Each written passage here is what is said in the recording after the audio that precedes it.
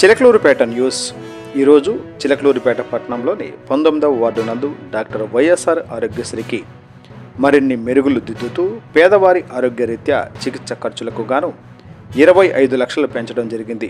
దీనితో పాటు ఆరోగ్యశ్రీ సేవలపై విస్తృత అవగాహన కార్యక్రమాన్ని ఏర్పాటు చేయడమైనది.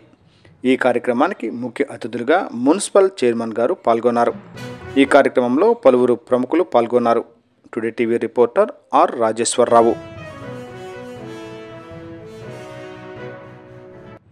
అదేవిధంగా నాతో పాటు వేదిక మీద ఉన్న 10వ వార్డు కౌన్సిలర్ బేరింగ్ మూలాల గారు, 9వ వార్డు కౌన్సిలర్ నరసింహ గారు, 12వ వార్డు ఇంద్రా గారు, మన యొక్క బాలాజీ గారు, వీళ్ళందరికీ నాకు నమస్కారం.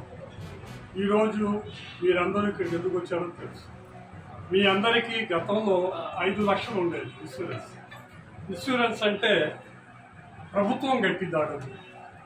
మీకు ఇప్పుడు ఏ కార్డు అయితే ఇస్తున్నారో ఆ కార్డుకు సంబంధించిన డబ్బులు మొత్తం కూడా గవర్నమెంట్ కట్టింది. మీరు ఒక్కసారి ఆలోచన చేస్తే డబ్బున్న వాళ్ళు ఇన్సూరెన్స్ కడతారు. కట్టేసి వాళ్ళు ఏం చేస్తారంటే ఏదైనా ఇబ్బంది అయితే హాస్పిటల్కి వెళ్ళిపోతారు. ఆ డబ్బు మొత్తం కూడా ఇన్సూరెన్స్ కంపెనీ కట్టింది.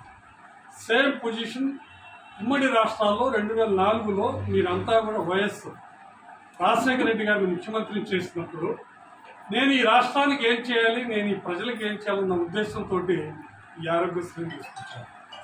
వారు తీసుకొచ్చిన తర్వాత మీరు ఒక్కసారి ఆలోచన చేస్తే మనమంతా నాతో సహా నేను కూడా మీలాంటి వాడిని దాదాపు గవర్నమెంట్ హాస్పిటల్ పరిగెత్తేవాళ్ళం. ఎందుకంటే మనకి కార్పొరేట్ హాస్పిటల్కి వెళ్ళే పరిస్థితి లేదు, స్థాయి లేదు. మరి ఈ ఆరోగ్యశ్రీ పెట్టిన తర్వాత చరిత్ర మారిపోయింది. మీరు ఇప్పుడు చూడండి, కార్పొరేట్ హాస్పిటల్స్లో ప్రతి చోట మన యొక్క వైఎస్ఆర్ ఆరోగ్యశ్రీ సపరేట్ కౌంటర్ ఉంటుంది. ఆ కౌంటర్ దగ్గరికి మీరు వెళ్ళి మాకు ఇది ప్రాబ్లమ్స్ వాళ్ళు చేయించుకొని ఆ ఖర్చంతా వాళ్లే పెట్టుకుని గవర్నమెంట్ చెల్లించింది. అంటే ఏంటి, ఈ యొక్క ఆరోగ్య సంరక్షణ మన యొక్క జగన్మోహన్ రెడ్డి గారు తీసుకున్నారు.